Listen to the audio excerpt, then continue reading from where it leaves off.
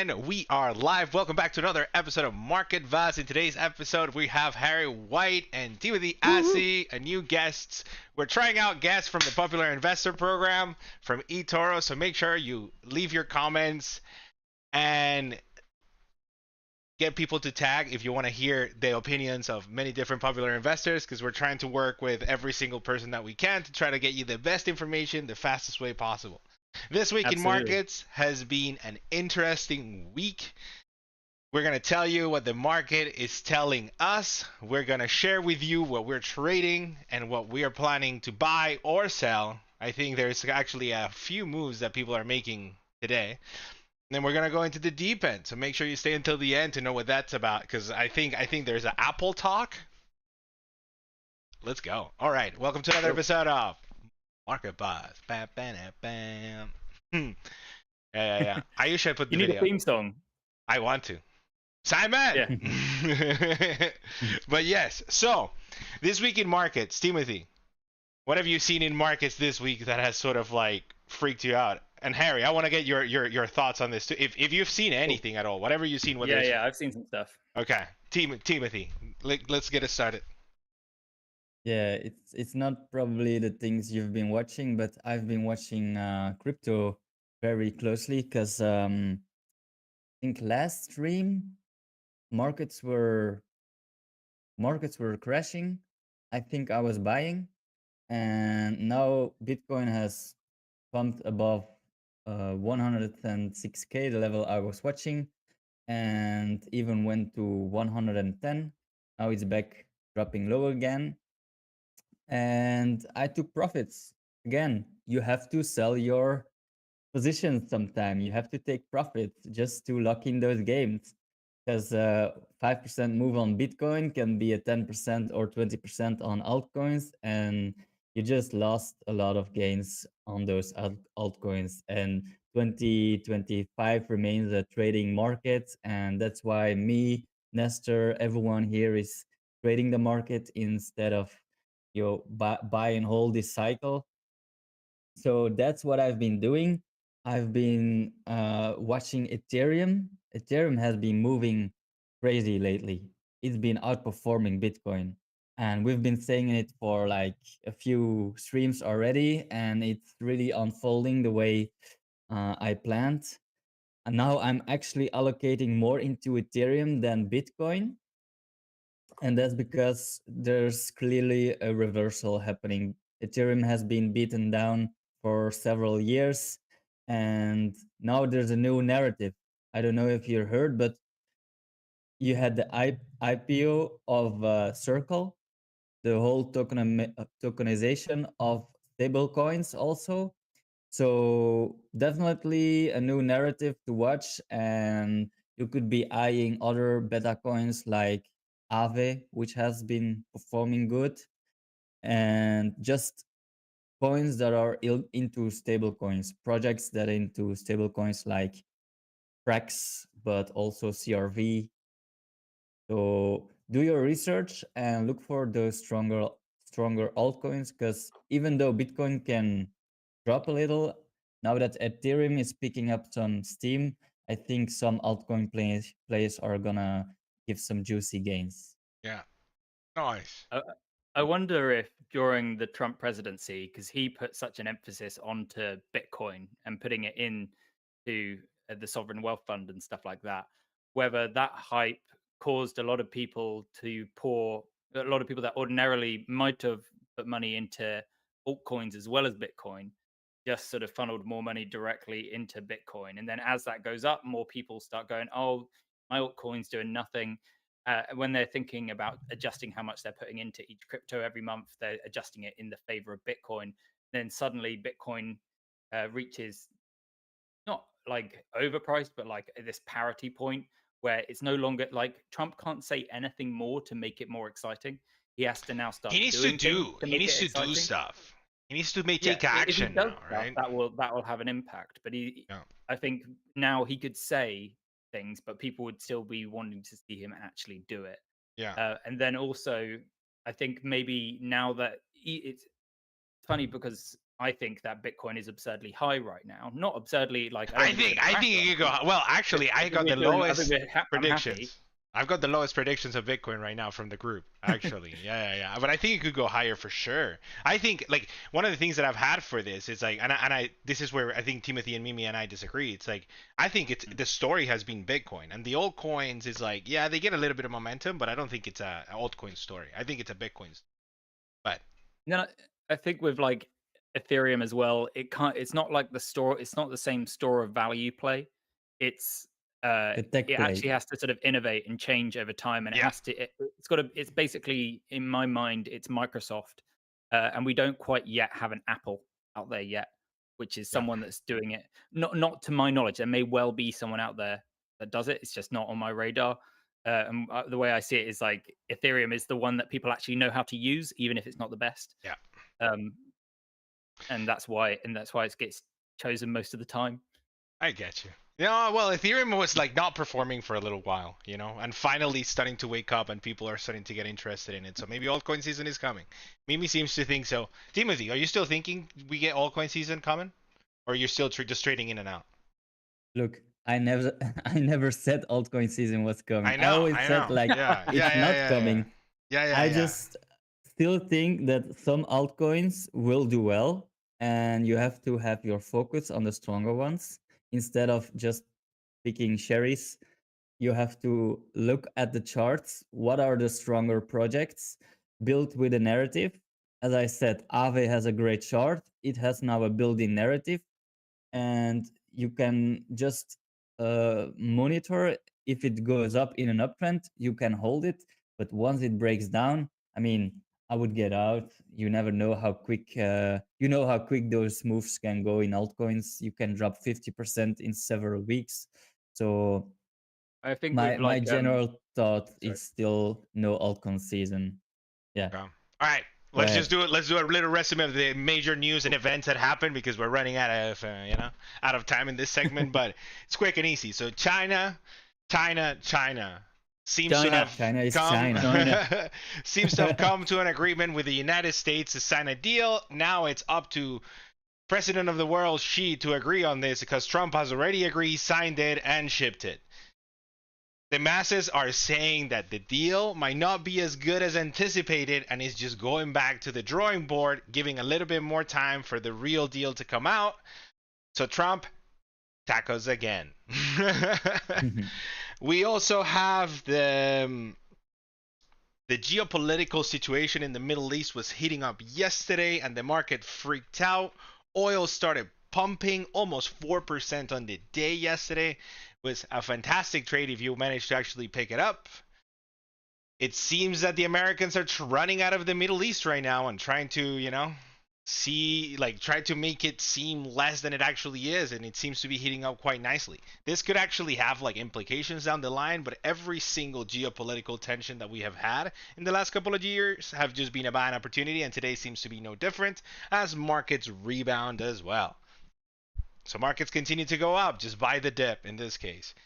We also had CPI and PPI data for the Americans, and inflation in America continues to come in lower than expected, which is fantastic news for every single investor out there. Prices are not going on as high as expected before, and the producer price index seems to be backing that up. The big question that arises from the PPI today is whether after the inventory is run out, will we see price spikes in the coming months. So the next coming months, the data will continue to be key to be paying attention to.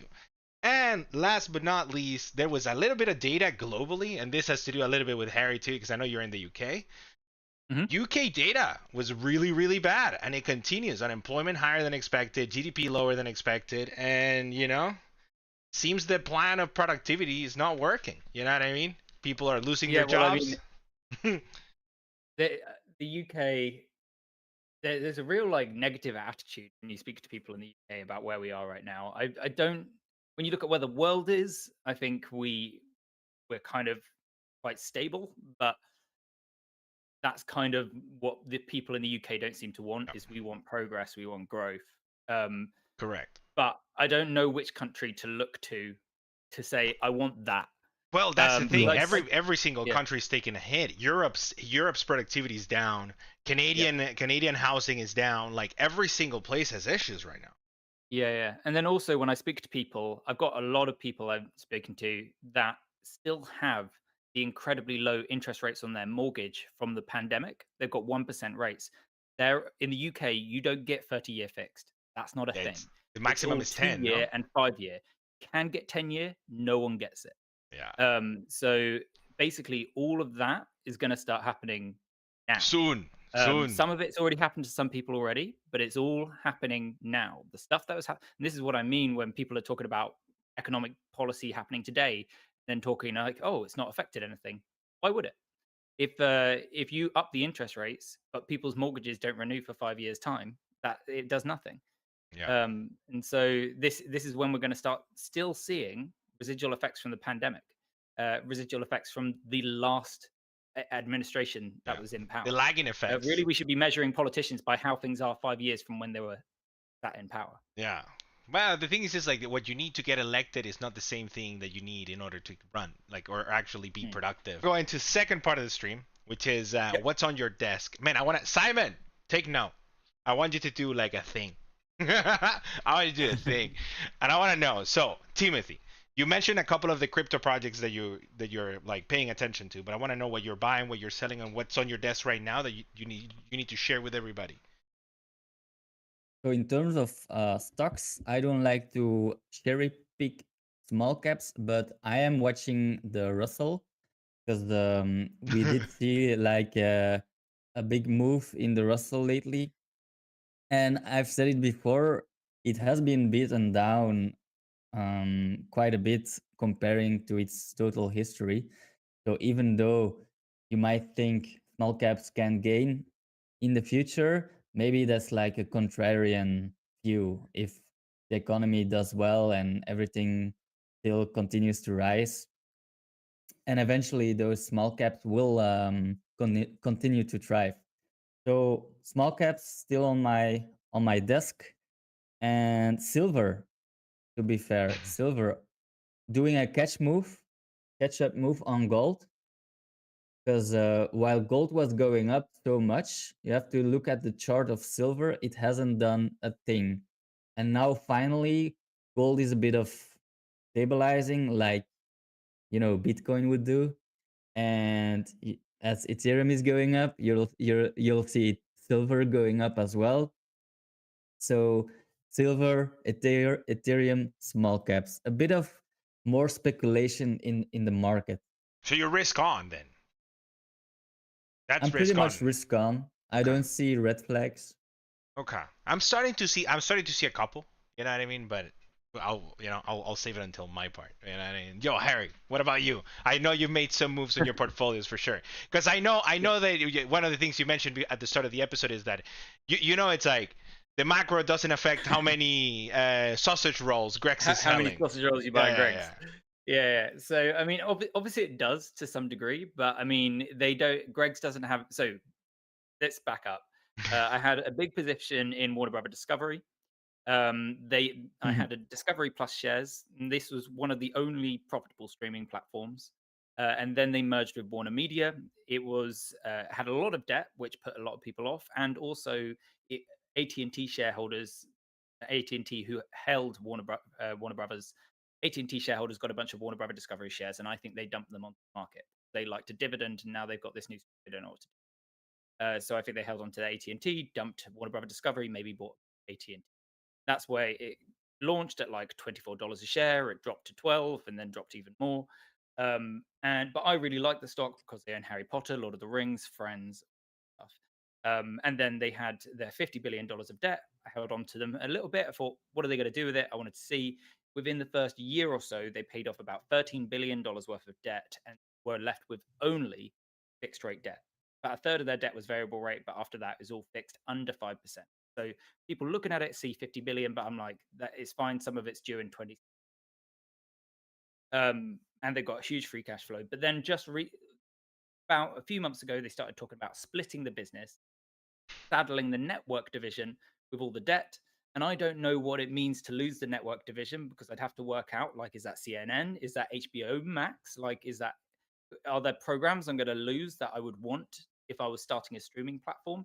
And is the goal here to start a good platform, a good stock, and a bad one, and just screw over the creditors? And if that's the goal, that's going to be messy, because if I had $50 billion worth of money owed to me, I would be pissed. And so I'm like, am I ready to get into this fight? Once it was clear that they are going to go down that direction, it's going to happen by mid 2026. I'm like, this is too much for me. It's too speculative. And I got to a point where, because I dollar cost averaged as it went down, I was at break even. And then simultaneously, I had this stock, Greg's. I've seen them growing over the last year. I know that they built, since I first started buying it, around 200 to 300 stores. Now have about 2,000.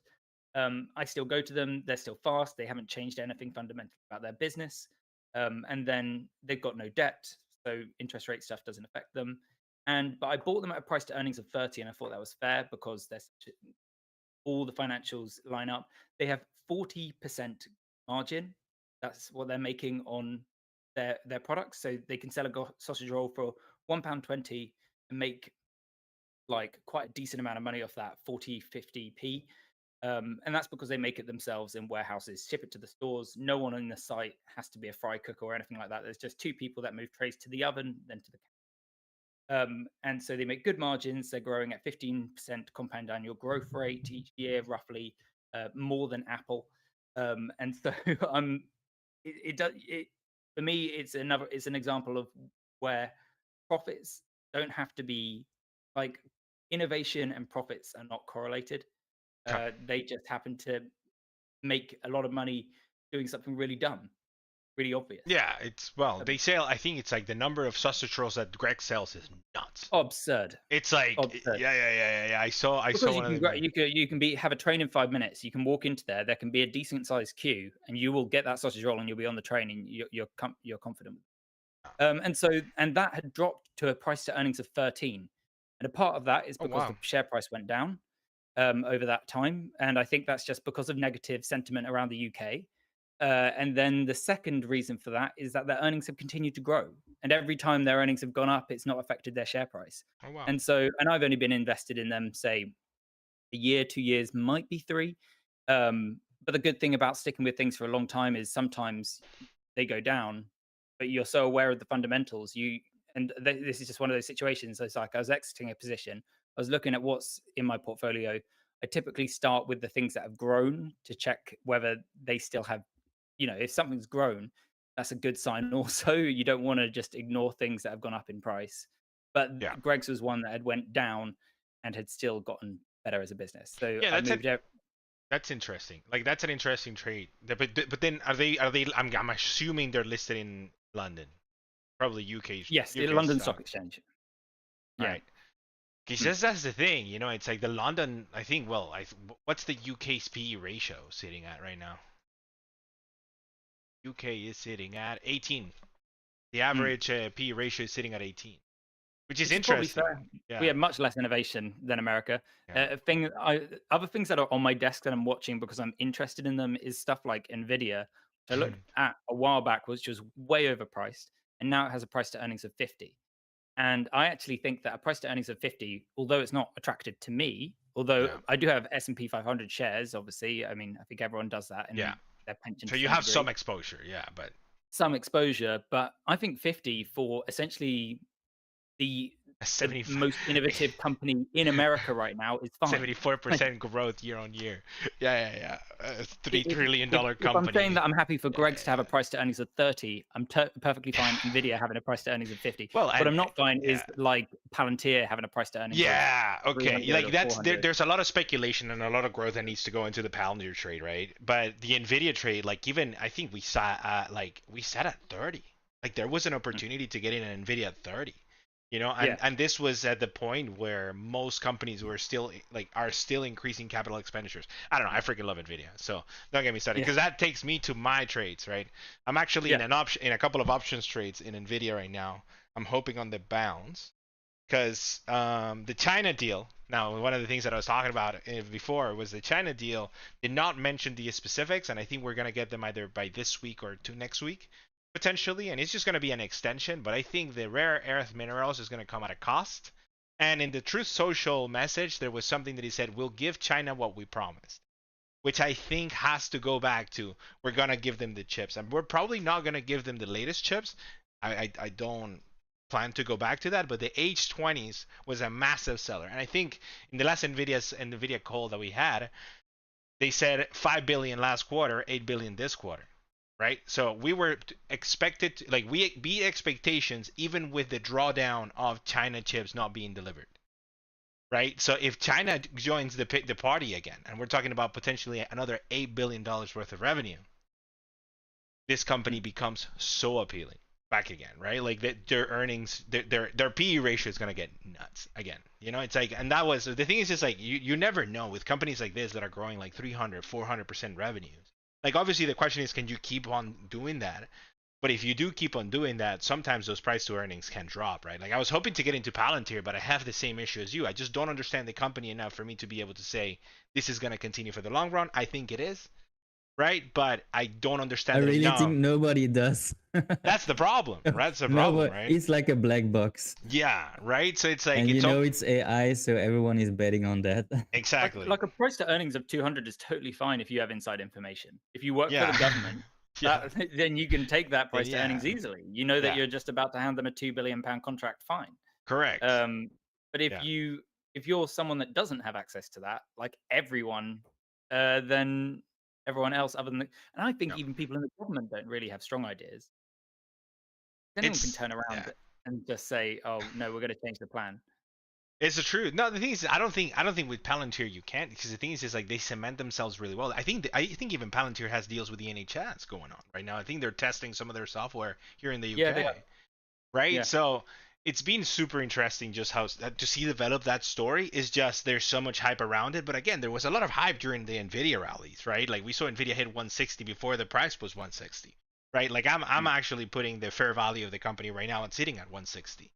So it's hard to say and hard to sort of like come and be like, hey, like, are they wrong? I don't think they're wrong. You know what I mean? I think, but obviously, it's like if you got in at 30 and you're holding now, even if it drops 50%, you're still up on your investment. So you can take the sort of volatility, but it's going to be a volatile stock for sure. Another, Well, I think at price to earnings of 50, if Nvidia dropped by half in price, then it would be a steal at 25. 100%. So you've always got to ask, why has it dropped half in price? Yeah. And then sometimes I think the market doesn't understand what they're buying, because I don't think they understood what they were buying with Nvidia. And I don't think they understood the sector as well, because the biggest drop with Nvidia, like the fear with Nvidia, was the DeepSeek moment, right? The reality was that DeepSeek was just an innovation due to the AI revolution. So this meant that now we're spending more in order to make sure that we can get these innovations. It's like that's the beauty of this system. It's like the moment it becomes like, yeah, maybe it's like it's almost like saying, it's like DeepSeek came and it was like, oh, like the tires are cheaper to make, therefore we're not gonna produce any more cars. What the fuck are we talking about? You know what I mean? It's like it didn't make any sense to me. And then that moment it was like it was a no-brainer for me. Like I remember posting on Etoro and just saying Nvidia at 96. I was like, Nvidia's a buy at this levels. And it's like if you don't get in now, like I don't like to say that there's like one-time opportunities, but this is gonna be a prize that people are gonna be biting themselves for not getting in.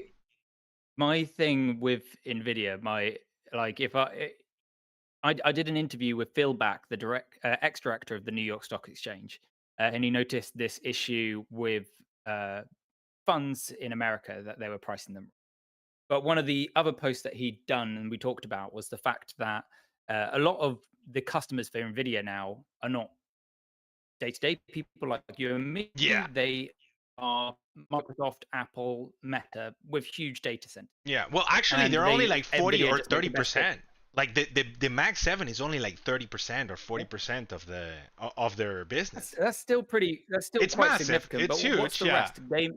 It's just data Or is data it- centers, like hyperscalers. Data It's like new companies that are coming in, Right. like OpenAI. We're talking about the other big name, like the Perplexity. We're talking about like Elon's what's it called? Elon's AI company. What's it called? Oh, Grok. Yeah, Grok, but it's like the OpenAI. No, OpenAI. Yeah. Used to be OpenAI. Oh, Yeah. OpenAI. Yeah. Yeah. But the thing that he was looking at from a point of view of like the data centers, Microsoft might spend 100 billion on a data center, and then the pricing Nvidia, like you might be pricing Nvidia like Microsoft are going to do that again next year. But the only reason for Microsoft to spend 100 billion on that is that that technology is not going to rapidly advance.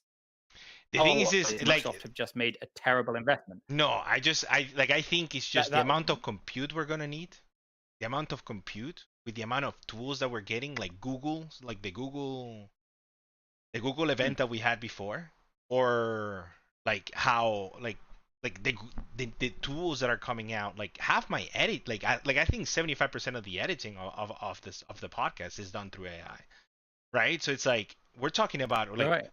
we are do like the thing is like we have like right now we're sitting on a turtle. We're not even sitting on the horses. I want to know what the big changes will be when we see freaking the cars pop up, the planes pop up, right? Like when it's like when I have Jarvis in my house and it's like, hey Jarvis, like can you freaking order me like some groceries like based on what I ate last night, like based on what I ate last month. I don't know what I have. Make sure you pay attention to the list and you can tell me exactly what it is that I'm missing in the fridge so the robot can figure it out. And it's the same robot that has to order the food. I'm just gonna be like, I just want to eat Chinese this week.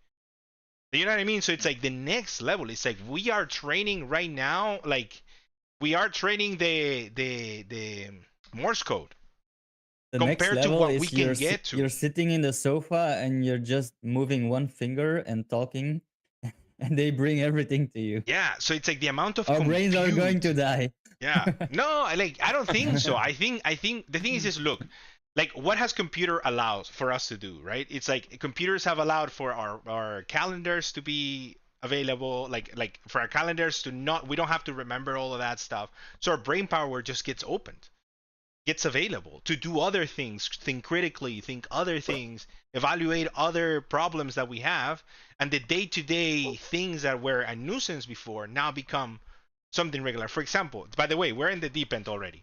So at any point, we can decide to leave. But the Apple. deep end is, for example, well, we got to talk about Apple for sure. But for example, Google. I have a friend, and I keep saying this thing. I had a friend that moved from Venezuela, and he didn't use Google Maps. He got lost like 5 times. He just was in the middle of Dundee where I'm at, and he was just lost. He called me and be like, "Yo, can you pick me up?" Like, I mean, this is what it says. He was completely lost without Google Maps, without having access to those things. And now that I taught him how to use it, and now he can go anywhere in a bus. But just that little technology has saved countless hours of him having to ask or talk about it or even have interactions with that. So that's where potentially we do, like because we're so accustomed to the current technology that we don't see that future that could potentially be. And it's like we are making predictions of AI based on what we know.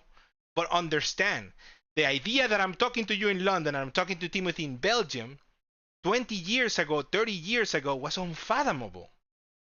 And all of this information and this technology and this innovation is coming together because of these innovations. So we don't know what's to come because we've never seen it. Only the big companies and the big tech have an idea. Well, I think that there were people that were able to see what was coming with the internet phase. Although, like, it's funny how all these conversations tie in together. All of this for me ties back to 2000 market crash, Yeah. where everyone could see the internet was the future, but only some people knew what sort of technologies were going to be profitable, and only some of those people were right. And so, like a bit like the altcoin conversation earlier, I think there's a lot of altcoins that are essentially pet stock. Great Sure. idea, obviously is the future, but just for whatever reason, poor execution. And also, if you overprice something once, obviously you make tons of money. But then once that share price crashes and struggles to come back up again, people aren't going to be wanting to buy back into that stock ever again, and you kill yourself for life.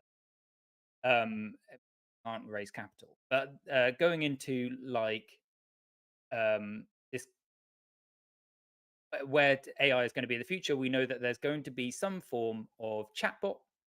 We know that like there's going to be a AI worker in a factory. We know that cars will be able to drive themselves. At the very least, they will be able to do it. Whether governments allow it to happen is an interesting thing because Elon, the guy currently inventing them, made himself very political. And like we know these things are going to be the future. It's like who's going to do it? Yeah.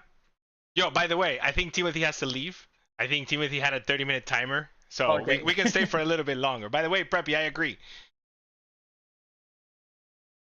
Nice Try chat. to catch up the remaining of the stream on YouTube.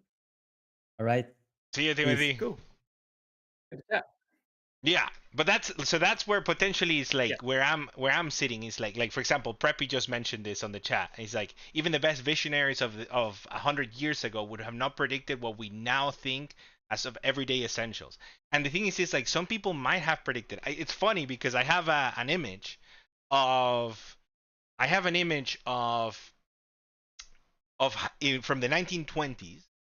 Funny enough, 100 years of the things that we would have, and they got close. Like the idea of what we saw was like we were gonna get humanoid robots, we were gonna get air traffic controls, students were gonna go and watch TV through, like they were going to school through the TV, but it was like they were doing all of those predictions based on the technology that they had. So when you saw that, for example, when the kids were going to school, it was a massive TV, you know, the big ones with the back on the thing on the back. Nobody thought that we could actually just get a TV that was so flat and so thin that ended up. So it's so we have an idea of where we're going, but the implementation and the action is what sort of drives you there. And I just think, for example, like with NVIDIA in this case, the NVIDIA thing is that because we are designing this, the value of NVIDIA is the amount of compute. It's almost like we need this new resource, which is compute that never existed.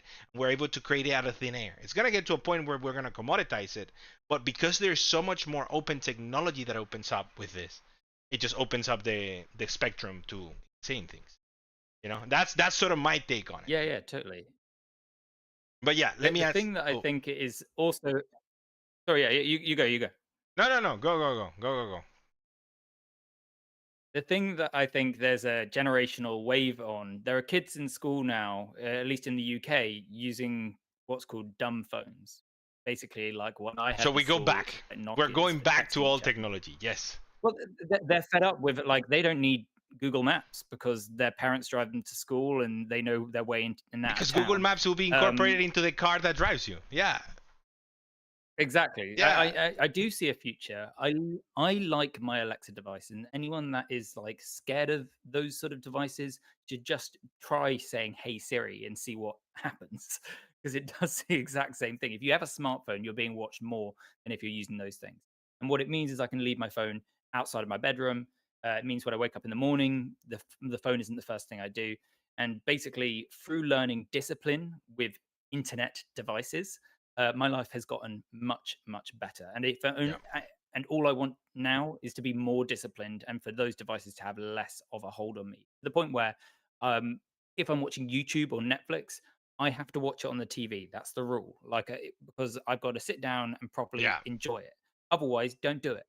And so I think there is a renaissance of discipline and device discipline. And I'm hoping AI might be able to help with that, because if you can talk to an AI, you don't necessarily have to be on the screen so much and give.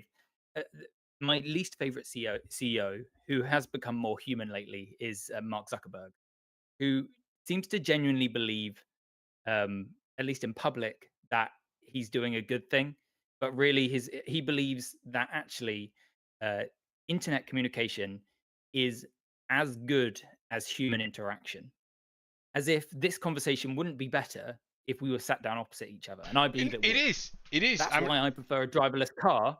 Yeah. To yeah. No. The thing is like a real conversation is better. I'm not gonna deny that. But the cost of a real conversation is either you or me catching a plane, getting all of the studio equipment, getting everything put together, getting people hired. So the amount and the cost is completely different. Like for example, right now we're having a little bit of technical difficulties, so the image is not the best. you know. But that doesn't take away Right. from the fact that the Yeah, yeah. communication is still happening and we're still getting that value. Yes, I do believe that like this fills a void. But then there's still huge demand. What AI would be great for is, say, building an internal combustion engine that doesn't use carbon dioxide. If you can create an AI that can think and just be given a task, you say, hey, how can we make fuel use less carbon? Or how can we make the Yeah. production of fuel use less carbon? Or how can we, like, just you punch in that question and it has the laws of physics in it and can just work out how to do it. So that tomorrow we've got the most eloquent solution available to humanity that we couldn't think of ourselves. And now fuel is carbon neutral. And then also we can source it at half the cost and do 10 times more the journeys. Then me and you might go, you know what, on Thursday, let's get that Hyperloop train because we've worked out how to do a tunnel and we're meeting up more, Yeah. like more human interaction. No, but That then the is thing a is basic. imagine if AI is able to like figure out the new materials, figure out all of these different things that would take us like writing the piece on paper, right? Like there is this data point that it has to do with in biology, it has to do with like protein strings. Okay, 10 years ago, if we were to get like one or two new discoveries in that field, it was fantastic. It was amazing. And then a guy grabbed the guy that created he created like an AI for a game, and he used that same AI to figure out the protein things. We went from figuring out 2 to 3 a year to 200,000 last year. So we are able to decipher the new world in seconds, because that's the thing. Like everybody's so caught up with the ChatGPT and how is ChatGPT helping me write this email. But the people that are really good that are using those tools, it's like, it's like, for example, the cell phone. Yeah, the cell phone, I can call my dad and I can call my dad and talk to him, and that's great. But how much is a phone call from Jeff Bezos to Warren Buffett worth? How much is like Trump to Putin being able to get on a call and just be like, hey man, stop bombing Ukraine? How much value can you bring just from the like, it's like depending who wields the tool, we're gonna get this thing, right? But okay, enough of AI because I can go. I know, I guess I go. Let's go to the Apple talk. Yep. So tell the me. Apple, so Yeah. the interview with the Apple executives. Well, basically, I mean, that's bringing it back to AI. It's But right now. did you It's see? the Did talk. you see the interview with the Apple, the Wall Street Journal interview with the Apple executive? No.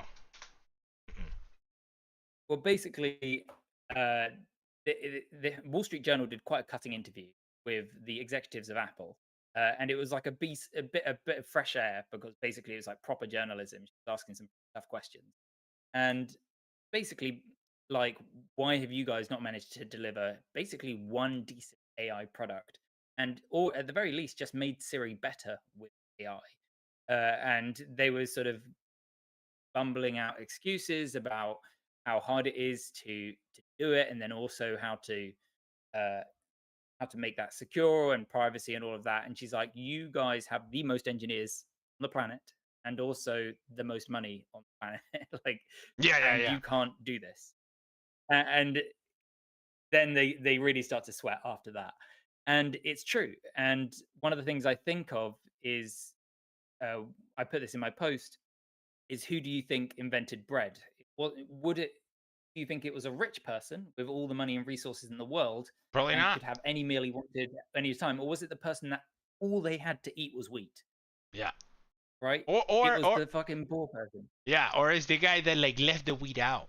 You know what I mean? And like something happened, Yeah. and then one thing happened, and it's just all of a sudden there was like, and he was like, I'm gonna eat it. You know what I mean? So it's like, Yeah, yeah, I think maybe exactly that, but like it would have been out of desperation. The rich person yeah, would have just thrown that in the bin. correct. And that's what I think happens at Apple. They've all got PAs, so they can't understand how uh, a they don't know what features to prioritize. Like Stephen Jobs knew Steve Jobs, Steve Jobs knew that font mattered more than how many pixels fit in the screen. He knew that like user interface was as important as processing power, to the point where Apple was so ahead in terms of usability that they didn't have to pay for the best chips, the best screens. Samsung could do that. They'd buy them off Samsung a year later, but their products would still be 5 years ahead of the competition. Yeah. And so that is where Apple really excelled. I think Apple is still great and relevant today, but they are very much I Warren hate Apple. Buffett's Apple. I hate Apple. They're Apple not should Steve burn. Jobs' Apple anymore. They need to burn it to the ground and start it again. No, I love my iPhone. I love my MacBook Pro. I hate it. I hate it all. I hate it all. I hate Apple. I like being able I to hate buy Apple. from somewhere that just. I like that they like. I don't like that Google do Beyond Meat. I'm just like, why is my search engine investing in lab-grown meat? Because it's good. Give It's that. good. It's innovation. It's innovation. What I want is my company It's to innovate stupid. and figure it out. They've got no business being in that market. Yeah, That but I'm money should go back glad to they're touching on investors. that. I'm glad they're touching on that because search is dying. The problem is, I heard this analogy. Google right Well, now maybe it is wouldn't like if they Kodak. invested in eight. Google right now is like Look, Kodak, but they're doing what Kodak didn't: is innovate in other places and make sure to put the thing that's still taking away their lunch in the center stage. What are they doing? They're putting AI in search. well, Kodak kind of lost to the iPhone, right, and to digital cameras. Correct. But I think because they didn't want to go into the digital camera space. They were like, no, let's not do that. It was an engineer that designed the what's it called? And don't quote me on this, but I think I heard this, and I think it was a Kodak engineer that designed the digital camera, and they were like, no. what all I'm saying with like it, Kodak did not die because they failed to go into lab-grown meat. And what But it's Google should have innovation. been They're invested in. spending. They're No, spending. they should have invested in the thing that would have defeated them. But I bet you all they did was invested But in eliminating competition, no, not but they trying to did. be No, their but they own did. competition. No, but they did because right now I think Gemini Google is stuff. one of the best AI plays, the LLMs and AI plays that will I saw like. their footage stuff. Their footage stuff looks good. Google is gonna break it out of the water. The amount of data and the amount of information Google has and the amount of access is insane. Insane. Okay, well, my experience of Google, and maybe it's changed, but when I had a conversation with people, the impression that they had, and it's still the impression that I have, that any question you skim past Google Gemini because it is always wrong. It is always wrong. Gemini sucks. Gemini is not Shockingly good. so. Gemini is getting better, but It you is have to pay. awful. You have to pay to get the good model for Gemini. You have to pay. You have to Well, pay. then that sucks. Like, I know. don't put a sucky thing at the top when you're Google. And also, this is the very thing that they should have been invested in the whole time. I mean, to be fair, what I like about Google and what they've invested in, YouTube is fucking brilliant. And I keep forgetting that Google have YouTube. That to me is the highest longevity because it's got a huge moat. Because like how anyone could build something where you cite. Actually, now that is ChatGPT and Grok Yeah. and all of the other things. You type, how do I do this? And it gives you a nice bullet point, but it's still sometimes you need footage. And But they're YouTube gonna, has you know all what they're that gonna footage. do? YouTube is gonna create a Sora. They already have one with Veo, where you're gonna be able to create a video, and you're gonna be like, "Can you explain to me how to do this, this, and this?" And the AI is gonna do it. The AI is gonna do it. I'm telling you. But Google's gonna be in the front. Okay. Right now, we're playing with data. You don't understand. Right now, the amount of data, like you know what Google has to do? They just have to say, well, sirs, any content that you put in our platform is now free for us to use to develop this AI. You think they're not using that? Yeah. You know what? Price to earnings of 20. That's very reasonable for Google. Google That's is why fantastic. I like Google having... is great. Google right now has been punished because everybody thinks search is gonna die. 76% of Google's revenue is search. It's true. I don't take that away. We're just gonna migrate to different services. Google Maps alone, they're gonna be able to monetize. Like you said, YouTube, they're throwing like 3 ads now. It's crazy. But I think Yeah, do they not monetize Google Maps yet? I think there is a way that you can like pay to like promote your restaurant or your thing, but there's so much Right. competition in that space. But the best maps is Google. So it's like Apple Maps sucks. Bing Maps sucks. You know Oh what I no, mean? Apple Maps does not. Apple Maps doesn't suck anymore. It just doesn't. But I don't they trust. fixed that. I don't trust. I don't. Did The problem is uh, it's too late. It's too late. I will never go into Apple Maps. that is kind of the thing. You know what I mean? But this is also where I'm like Google and Apple and Meta have all failed to overwhelm me in years. But with regards to the Apple, like Apple should have committed to the Apple Car, and then Apple Maps would be the 100%. biggest 100%. The software. problem is like, what They is could the have committed latest to it. innovation Apple has had? I think the latest They innovation have Apple the has money to had. produce 100 cars and just trial it. Yeah. You know what I mean? Like Yeah. the most the biggest innovation they have had in the last 2 years, 3 years is the Apple Vision, which is great and all, but they didn't sell as many and it's not that great. You know what I mean? Because they were waiting for the perfect product. And then you have freaking Google right now with the Google glasses. Have you seen the Google glasses now? They are regular glasses, but you can No, see I all of haven't. the information. It's nuts. It's nuts. You want to know what Yeah. dethrones the phone? Glasses. It's the only thing that's more comfortable. The Apple Vision stuff was awful, and then also they should have called it AR because then it's Apple Reality. Did they call it that, or did they call it Apple Vision? I'm not sure. Apple Reality. Because I remember thinking they should call it AR Apple Reality, but anyway, then but the thing is, never a good idea for Apple to do a VR headset. It was always a good idea for Apple to do glasses with limited functionality that Yeah. just looked nice and had very, very basic features. Yeah. Very basic. Just like something, You've and got then a tech. you develop That's it, it. and you develop it, and you develop it. Like I'm sure Yeah, they're you add working what on it can it. do. I'm sure they're And working you on it. I would actually like the only thing I'd like you can put that I've got text notifications up, but I don't actually want that while I'm driving and doing stuff. What I'd like is Google Maps in my glasses.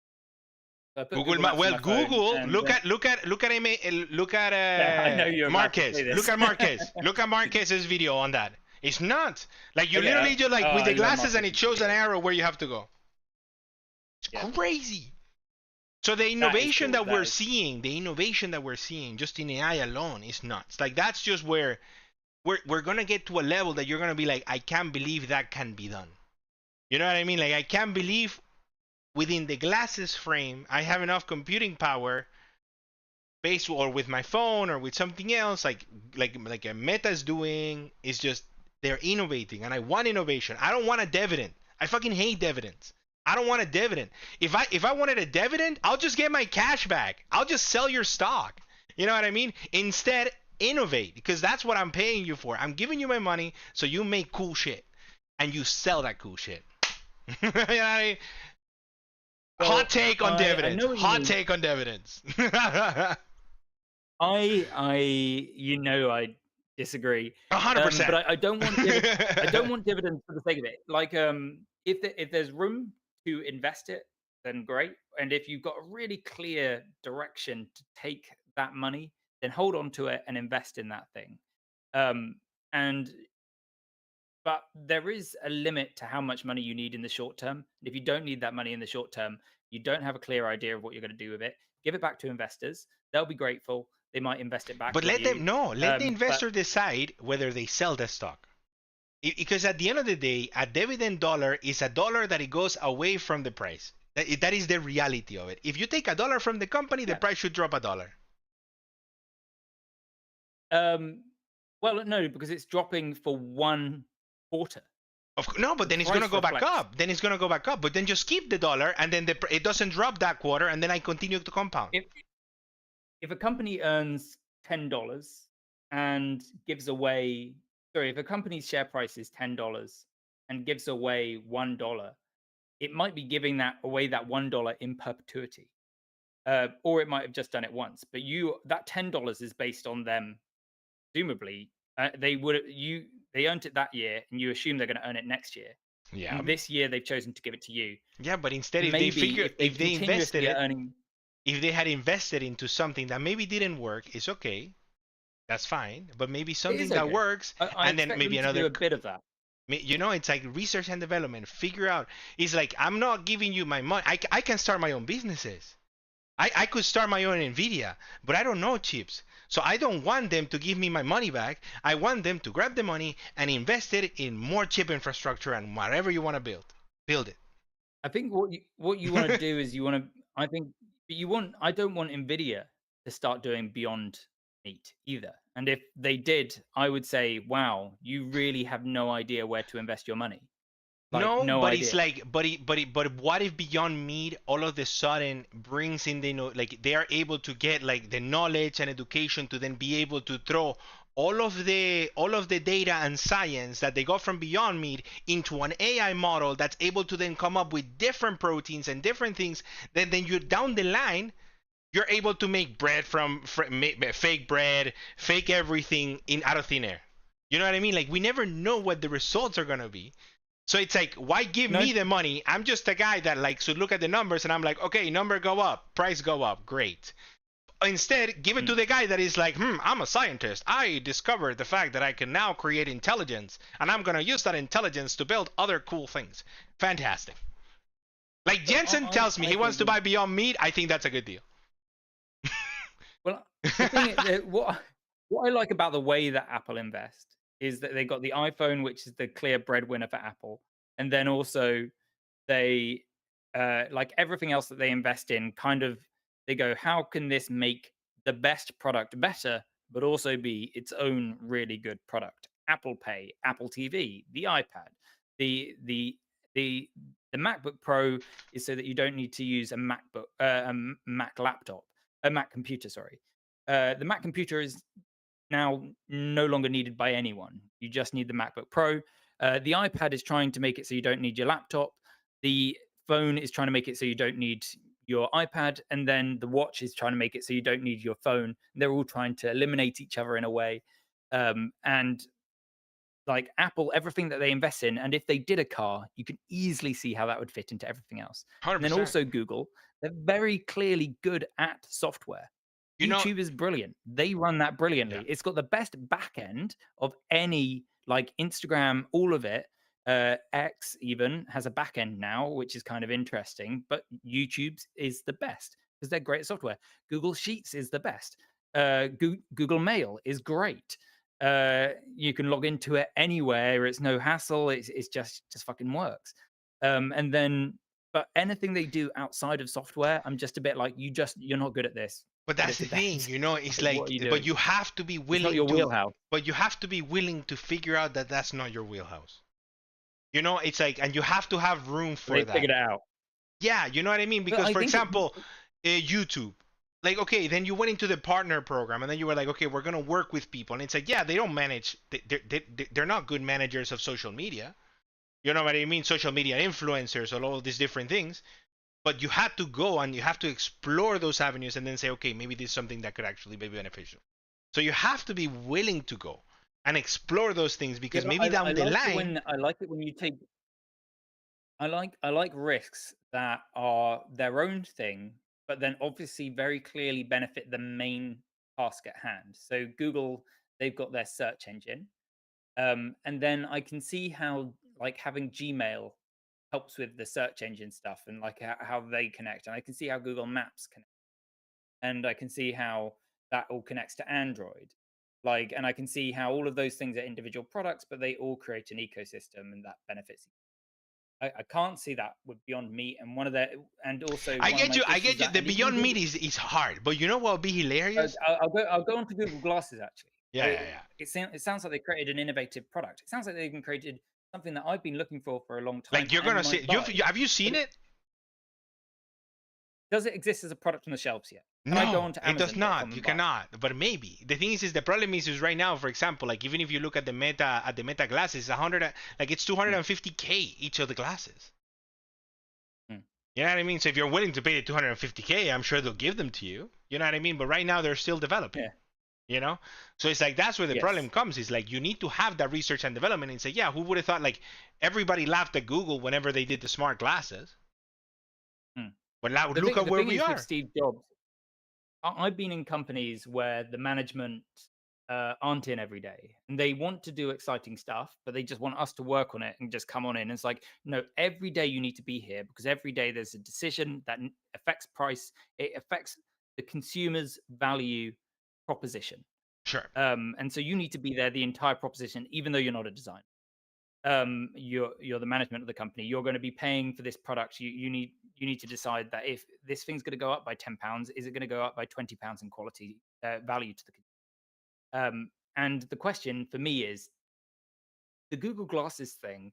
How have all these tech companies slept on this? Only Meta seems to have tried to make it work as a actual real world product, and they just Zuckerberg doesn't understand human beings, so he doesn't understand fashion. He Yeah. doesn't understand that the extra billion investing in making those He doesn't nicer understand human beings. would have made. I'm sure that Google don't understand it either because their original Google Glass, the way that looked, Apple do. Apple know that No, but the problem it's is not enough Apple to create do, but something the clever. problem is Apple only comes and innovates and then figures it out after every single other person is out in the market, and then they'll come up with their Apple way, and it'll be within their Apple ecosystem, and it'll be fantastic, and it'll Well, be great. Apple usually figure out the stuff they. It's not enough. It's like with the calligraphy example earlier. Mhm. Like everyone else was working on the computer chips, and Apple enjoyed that, sat back while everyone did the really hard bit. They also get involved in that bit as well. They created their Apple computer chips. The M1 chip is absolutely brilliant. They do innovate, but they say to engineers, well, it needs to be able to do this feature because we want to do touchscreen. Yeah. They say, stop trying to make it fucking faster. We want to be able to do haptic display and la di da di da. And unless the CEO of Google is there in the room with the glasses, those engineers are just going to keep on going on play missions to add features that no one's going. What does the consumer actually want to spend £100 on? Is that the product? Is that the price? But we don't know. What do The we thing is, think people are the going to spend on consumer will glasses? tell you when they spend the money. That's the thing. You have to Yeah. innovate and create. Like, Prep is right. Innovation sometimes equals risk. Sometimes you gotta take the risk, and you gotta take the IKEA are really plunge. good at it. Hmm? IKEA are really good at it. If you go to IKEA, they stock really random shit. It's all Sometimes you gotta. everything in the home, but a lot of it's quite random. And they do things like they go, okay, a £1 light bulb. That's one of their products. It's a really big deal. It's like a famous thing that they have a £1 light bulb. They started with the price. They said, We need we're this. not going to do market research on this. We know that if we can create a £1 light bulb, it will probably be a big deal. And so they then went and looked at sourced materials and tried to make the most long-lasting, durable light bulb they could for £1. That's almost how all products should be invented. It's like Google go, okay, we know people would pay £300 or £500 for a cutting edge piece of glasses, like Google Glass. People that spend £500 on glasses, how cool do they want those glasses to look? Do they want a Google logo on them? And do they want them to, like Apple can put their logo on things because they've created a premiumness to the brand, the point where you can get a £200 iPhone and look like you've got a premium product, even though you didn't spend that much on it. But the thing is like, even I think right now, like if they were to make glasses, I think they'll take a loss on the glasses just to sell few, like just to have access and the monopoly I don't think they should on have the to. store. I don't No, think but they I should think they have to. will I because it's think gonna that be the technology's print. been around It's for gonna be the ages. printer model. It's gonna be the printer model. I'm telling you. You can make. I think what Google won't be doing, they will have glasses, right? You can't have one style out on the market, right? So what they need to do is they need some basic tech in the glasses that make it Google Glasses and make it have Google Maps integration and maybe text updates. But then the next thing you should be working on is 20 different styles of frames and customization. That is what and you don't need to invest billions in that. But if you did invest billions into it, you'd have the slickest website ever. But that is the Steve Jobs calligraphy version of what we need to work on. We need to work on the design of the glasses. We need fucking a great selection of 20 good men's glasses, 20 good women's glasses, that have a brand identity so you can tell that they're Google Glass maybe, or are you trying to make it does the consumer not want their glasses to say I'm a tech nerd? Like those sort of things, those sort of questions. It's all about usability. That has nothing to do with innovation, and that would be make the product really good. Apple used to understand it. They just were connected to the technology, and then they went, "What do people actually want?" So you think they're connected now? And no, well, The problem is, you know they what? are And connected. finish, and I'm gonna tell you something. Finish, and I'll tell you something. They made an atrocious MacBook Pro that removed all the ports, and customers hated it. And they paid. They actually like they hated it so much that they actually said so with their money, because it proved that if an Apple product is bad, people won't actually buy it. People don't just buy for the brand; they want ports, and they liked the MagSafe charging. The on the particularly on the laptops, that's fucking brilliant. No USB-C ports. And I think people kind of forgot how bad they got for a short period of time. It's to the point where, like the ones before that one, with the slower processors, people bought them, paid like a grand more because they had USB ports. And then they reacted to that, and then the next ones that they bought out with the M1 chips built into the motherboard makes them so much quieter, so much less hot, so much more powerful. And then they brought ports back into it. Those are design elements. Like ports Yeah, was yeah, not yeah. innovation. That was just design. That's the difference between innovation and design. I tell you Uh, this. I tell you and this. I yeah, tell you go this. for it. I tell you this. So let's summarize it for me. Do you think Apple still has it? Do you think they have a pulse on the consumer like they used to? No, not like they used to. I tell you why. I tell you why. And this takes me. Have you seen the Okay. movie, the Shelby Ford movie with the Yes, GT? I have. I love that. Yes, he says it perfectly. And in this case, it's real. You cannot innovate Yeah. through committee. You have to have a leader like No. Steve Jobs coming in and saying, we're going to do it this way. I'm going to make decisions, and we're going to bam.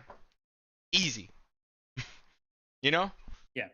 The Ford I completely GT. agree with that. You know what I mean? So it's like that's the problem right now. Apple is such a convoluted company right now that is like, oh no, we need to protect our image. We need to. No, you know who's not protecting their image? Google. Google doesn't care.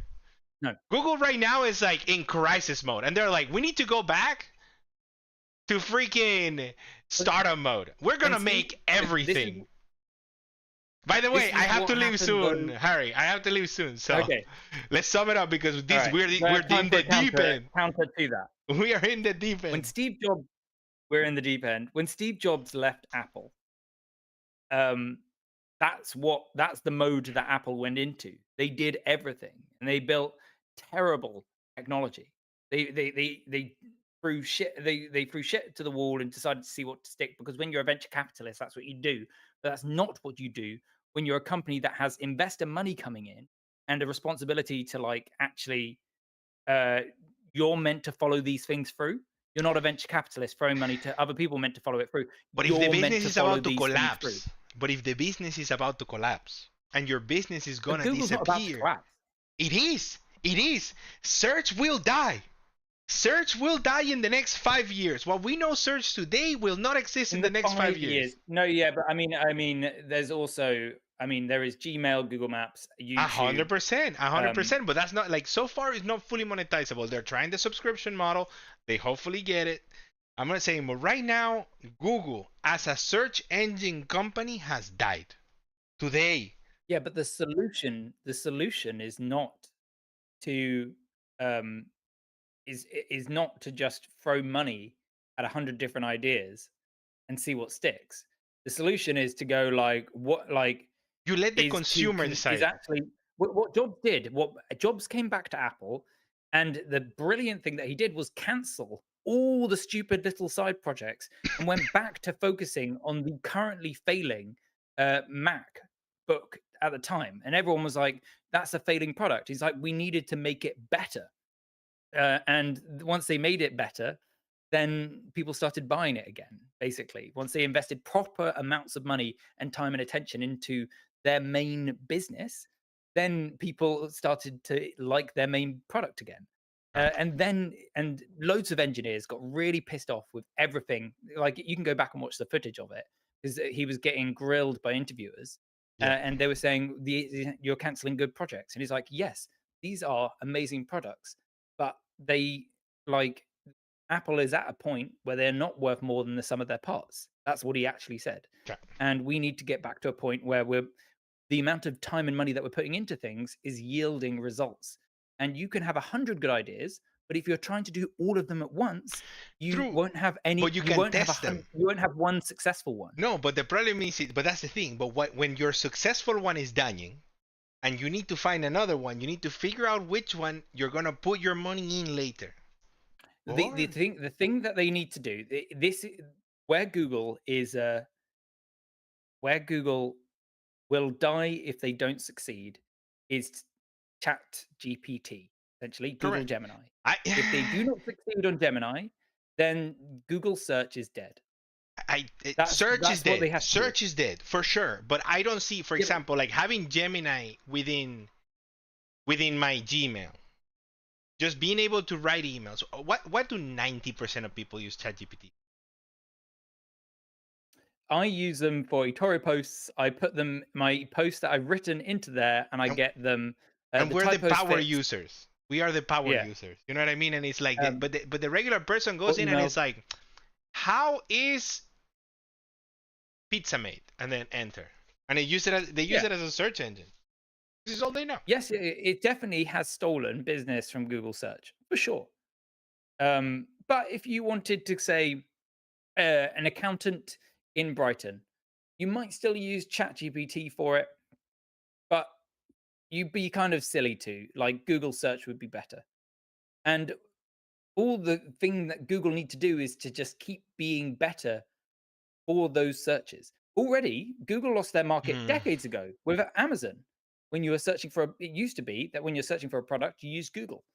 Now you use Amazon.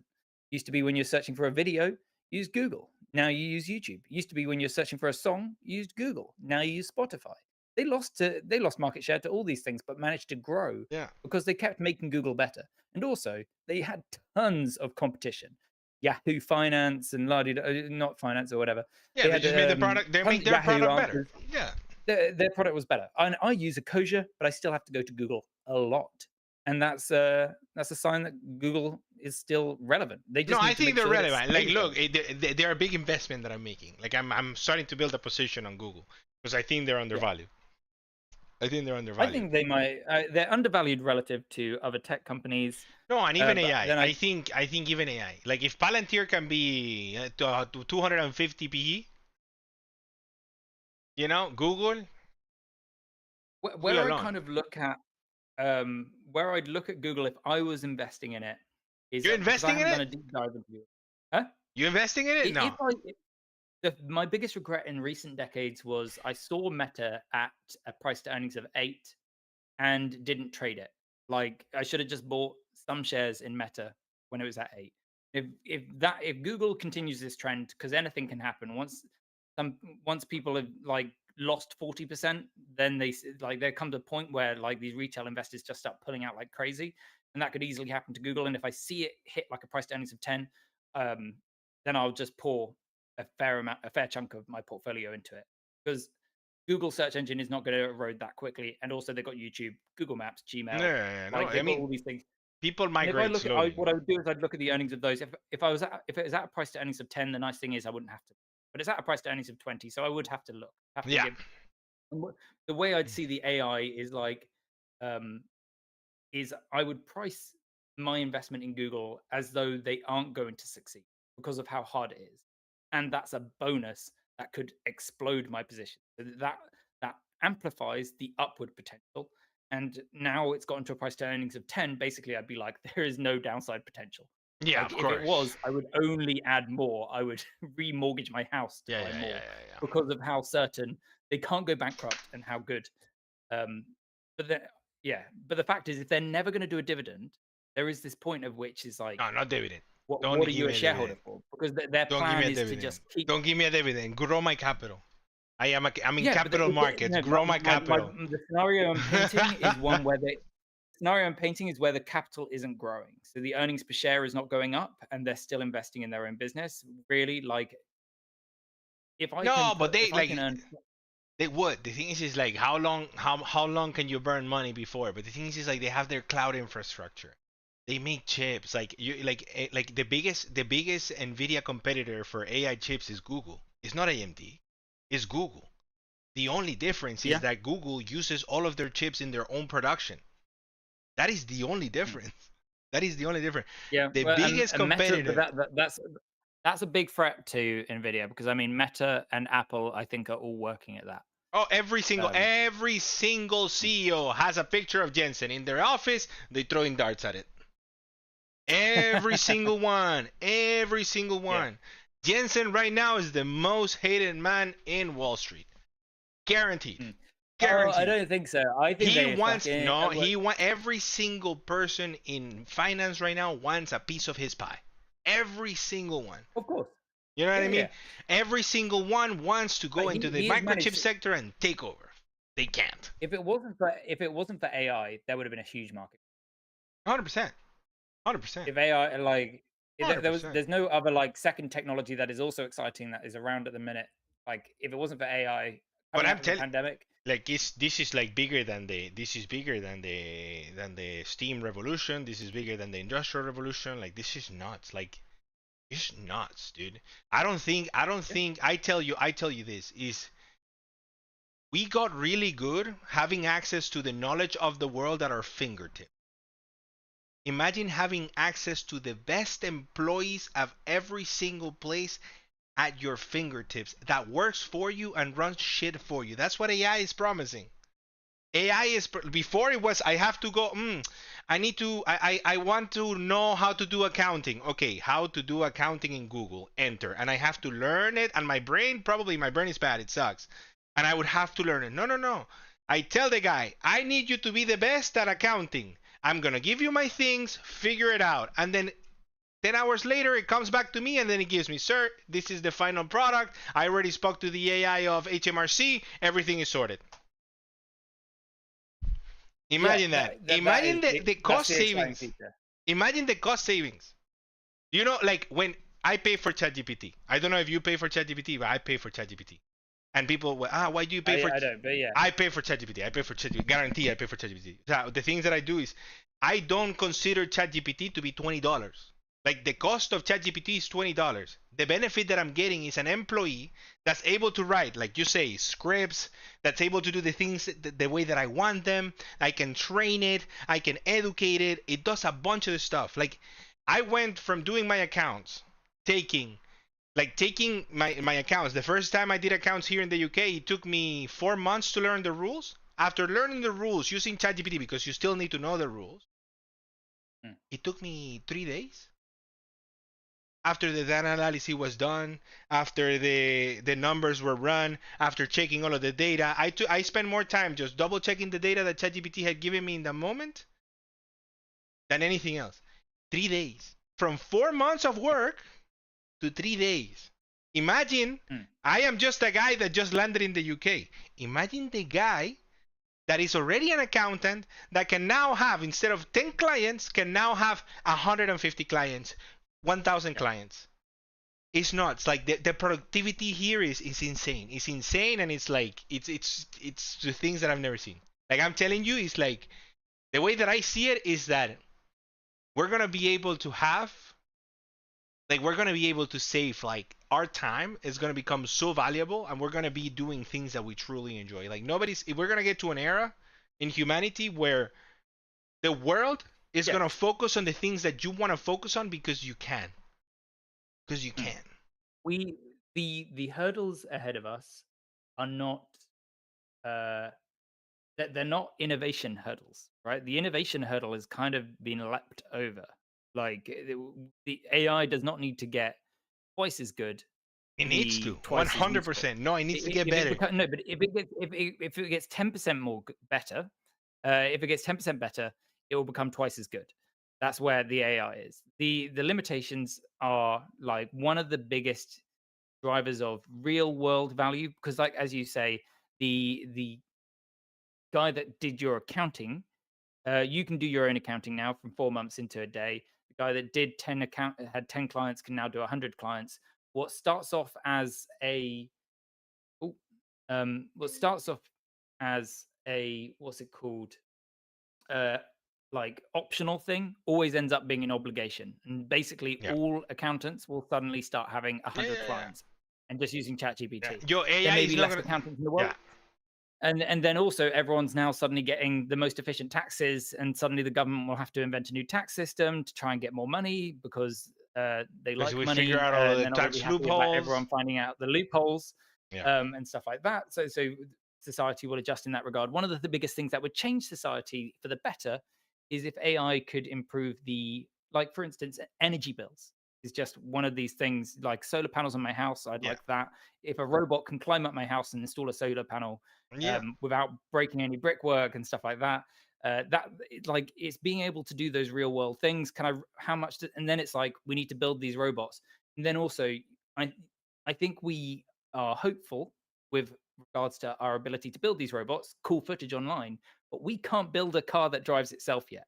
No, no, I And agree. I'm We're waiting still to see we're still like in all that, and honesty. that is so much lower down in skill, Yeah, yeah, yeah, yeah, right? We've yeah. got the fucking whole car there. All it Right. needs to do is go down a road and understand what a 17-year-old understands. Yeah, We don't have that yet. I agree. And You so know, it's like how long do I'm you so think? How excited. long do you think it takes for self-driving cars to dominate the roads? I think when we get there, not long at all.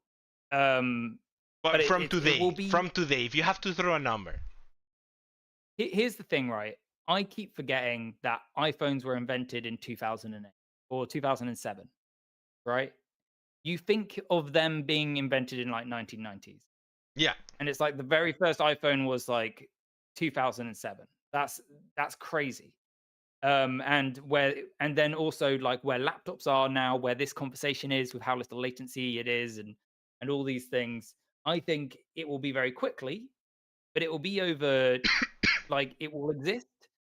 um, Ubiquity won't happen where it's fucking amazing for 20 years, but it will have happened. Like some really cool stuff would have happened in that time. And then suddenly it will be like the street that I'm on is lined with cars. I really struggle to park on it. If you come here at 6 p.m., there's no parking spaces. yeah. I don't think there will be cars on the street in 20 years' time, but that will be a sort of gradual thing. In, say, 10 years' time, there might be a really good Tesla app But I think it's 10 where years. I don't which think is replacing Uber. some people think that it's in like a year or two. I'm thinking Hmm. minimum 10 years for us to see the majority of cars being on the road being self-driven. Minimum 10 years. Yeah. Then I agree with you. We're going to go really quickly from point A to point B. But the first hurdle is the hardest. The I first think it's hurdle the is the fact hardest. that like I know that it will exist. I know it will be in London, like, and I'll love using it when I go up to London and stuff like that. Yeah. And or it will be all across America. But basically, it's just really hard to build that many cars and get them in that many cities. You don't need that many cars in that many cities. That's the beautiful thing about a driverless car that doesn't sleep, No, doesn't I have like problems need with to the rest. economics, right? Like, let's say, for example, you pay 20,000 for a car, and then the car makes 20,000 in revenue the first year. How many cars are you gonna Mhm. buy? You know, and then But the I don't question think we'll own is, cars. I don't think. I think we will. Yeah, I think we will. I don't think the majority of us will own cars in the future. Probably. Probably it's just gonna be like somebody owns the car and it's just a service that you buy. It's like an Uber thing, and then you can just get a car, and then you're only gonna own a car if you want the car for yourself at all times, and that's probably gonna be the very, very, very The rich. people that produce driverless cars will also be able to take the margin for your car insurance, Yeah. because I won't need car insurance and my car parking, so I won't need a parking space outside my But house. then you So I might spend, commoditize. say, But then you 30 grand a year commoditize when buying a the. house. You commoditize it, and if you commoditize it, the question is how can make the money if it becomes a commodity and every single car manufacturer is just doing the same thing. The economics. The Well, you economics get to become problem. if you get to become the main service, so like Uber, you could create a cheaper Uber Yeah. or a faster Uber, and there's Bolt and stuff. But if Uber is the first thing you think of, and the price it throws up is acceptable to you, doesn't matter if the other one's 10p less. And the second you go to Bolt and you see that it's 10p less, it's not like you're going to keep using Bolt. You're just going to be like, okay, fine, I'm not going to set up an account with that. That's not a Yeah, savings. you're gonna create an Worth it app to that me. reads all of them, Yeah, and then it's gonna give you the best one, and then that's gonna be yeah. You're TV. gonna stick with that Yeah, one for a long time until the company gets too greedy. yeah. Um, Yeah. No, which is what the Buffett first is good one will at with take Apple. advantage. The first one will take advantage, and then you commoditize the whole industry. And then it's probably gonna be government owned at some point. Oh, I hope not. I hope this eliminates the need. Starmer's taxi cab company. Get ready. I don't believe in any. I don't believe in almost any government ownership. I think it is. Yeah. No, I agree. Yeah. But yo, Harry, okay, we're gonna leave it at that. Right, cool. It was an amazing conversation. Thanks so much for watching. If you're watching, Very if you good, yes. watched this long, don't forget to hit that like and subscribe. Which I'm like, Yes. we went into the deep in. Preppy vibes. Thanks for all the comments. Yeah. He was on fire today. Yeah. Yeah. Sorry, we should have read more of them. Sorry. I did. No, Anyway. I did try to answer as we were going by You too. did read some of them. Yeah. But the thing is like, yeah, like usually, like, yeah, whenever you like potentially in the future, like if there are any like events or things that you want to talk about and discuss, send me a message. I'm more than happy to have you in the podcast. There's always every single week. Because we're planning to do it every single week, right? And then we're planning to do it every single week and just kind of like have the discussion. Like we just have it. Usually it's 30 minutes. That's why Timothy left, because it's usually 30 minutes, and then we can potentially but we can always like just give me a call if you have a topic you want to talk about and we have a structure. I'm more than happy to jump in, because I just did an episode with Catalina, and we're doing a series called Beyond the Bull. So it's like the story behind the popular investor, right? So we learn a little bit about their story, how they got started, what's their journey. Because one of the things I've learned with this investing journey is that every single person figures it out differently. You know? Yeah. Everybody makes money differently. Yeah. So, all right. Yeah. Thanks everybody so much. Cool. Thank you so much for watching.